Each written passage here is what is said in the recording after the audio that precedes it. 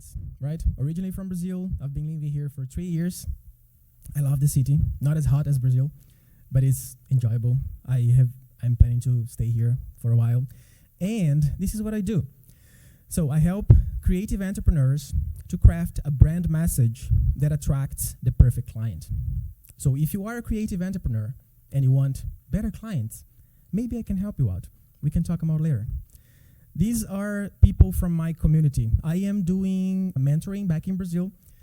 It's still only in Portuguese, but these people are some of the brand designers that I am helping to attract better clients. In fact, can you see this girl on the left top there? Her name is Manu. She sent me a message today saying that she just broke the 20K per project barrier, which is like a dream for most brand designers, right? And she started charging like 4K per project. So I told her, I'm going to give you a shout out today. And everybody's going to be happy for you because, yeah, she's amazing. So these are some of the people I help. And I'm going to bring a case study for you guys. We're going to talk about a big problem that I think that happens whenever we're doing client work. Maybe a possible solution. We're going to discover that together. And 2 tips to make that happen. Because inside of the solution, there is a challenge. And I think that's a common thing, right? You think you thought it through, you have the solution, and then, bam, challenge. You never thought of that. We're going to explore that today. So let's start with a case study then. I want to introduce you to Focus. Focus, anybody familiar with this brand? No? So this is the logo before the rebranding that we did, okay? As you can see, Focus had a gear as an icon. The catch is they don't do gears.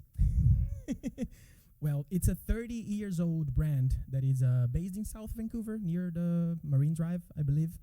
And they were in deep need of rebranding, right? As any 30-years-old brand that never touched the visual identity, the tone of voice, for example, website was the same. You can imagine, right? And then we dove right in. My idea was to get the letter F, which is a very strong letter, as a standalone icon.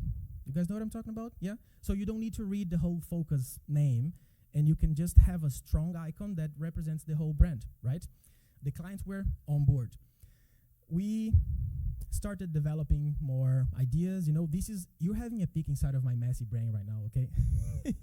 This is a literal screenshot of my Illustrator. No designers is comfortable showing that stuff. But here you are, like seeing different Fs, right, as a logo. And I want to show you one thing. Who knows what is that thing? Who has any idea of the name of it? No? That is called a Turner's Cube. And I actually brought one today to show to you guys. The Turner's Cube, if I may get it on my pocket, is a totem of a great machinist, as you can see here. And the machinist is the person who machines things, because Focus is a manufacturing company, right? So if you want to pass it along, feel free to, look at it. It's okay if you drop it. No worries. It's made out of aluminum. It's very strong. And only the best machinist can do the Turner's Cube, okay? And the proximity between me, the brand designer, and the client allowed me to understand that this was a totem of gratitude that they gifted to people.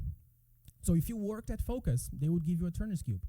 If you were a valued partner, they have like big companies as partners, they would give you a Turner's Cube. We got the idea of the logo out of the Turner's Cube. Bam. But it was not my idea alone. If you look back and you see the files that I was working on, no Turner's Cube there. Me working alone, me working with the client, a little bit better, right? Because I had no experience of what the client was experiencing. So I brought them together. And that's a little bit of the brand nowadays. I'm gonna fly through this. I can show you later. You can see it on my portfolio. But this is the brand nowadays, right?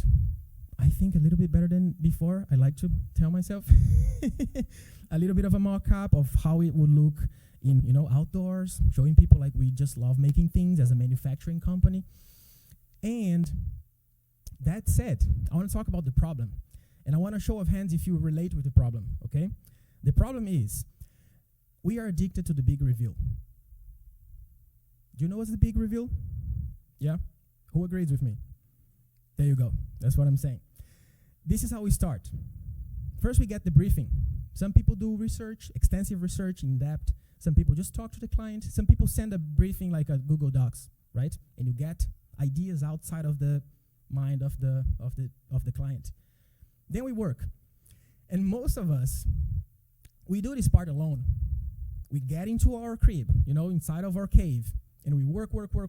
And when we have everything done, we bring it to the client in the big presentation day. There we go. And I'm calling it all in because that's what it is. And that's why it's a problem. If the client was not on board with you through the process, how do you expect them to say yes to everything that you present at the end? So this is a big problem, and the solution is, well, actually we have the answer from the client, which is often something like this. It's great, but... And then you start like, oh my God, I'm losing it. The client start piecing apart everything that you created. I'm going to show it to my nephew, right? Who's heard that one? Of course. Oh, my wife didn't like the color. And the wife never been in any meeting with you, right? And the big revelation, the all-win day, it's an issue just because of it. It creates client disconnection and makes your workflow just inefficient, right? It impacts the relationship. I was mentioning before that I work closely with designers, right? Brand designers, to coach them, to help them make more money. And one of the main things that we often neglect is the relationship. You will not buy from someone that you don't trust, right? And the relationship, the deeper, the better for clients. Imagine you're presenting something for someone and they just dislike you. Chances are they're going to dislike everything that you present to them. Does it make sense? Yeah? So the proposed solution would be obvious, right, at this point. Invite the client into the creative process. However, it's easier said than done. Who's tried to bring the client into the creative process before? Yeah? I am going to guess that it was something similar to this. Am I right? And that has one reason. When you are dealing with a client that is high-profile client, it's like the allegory that I like to think about, the metaphor is you're playing chess with a chess champion, and you don't know the rules, and you're folded, and they are a master. Because your client is a leader of their business. Therefore, they're going to try to leader your relationship, right? Have you thought about this? If you come in disprepared, they are going to take the leadership. And that brings us to 2 tips to make it happen. One before the project and one during the project, okay? The number one is you got to be the GOAT. You got to be the greatest of all time inside of your client's mind. And what that means is you've got to be perceived as the expert. And that's a big topic. If I talk about it, we're going to talk 2 hours. We don't have a time. But some people are not as good as you, but they are perceived as an expert. Therefore, they're making more money than you.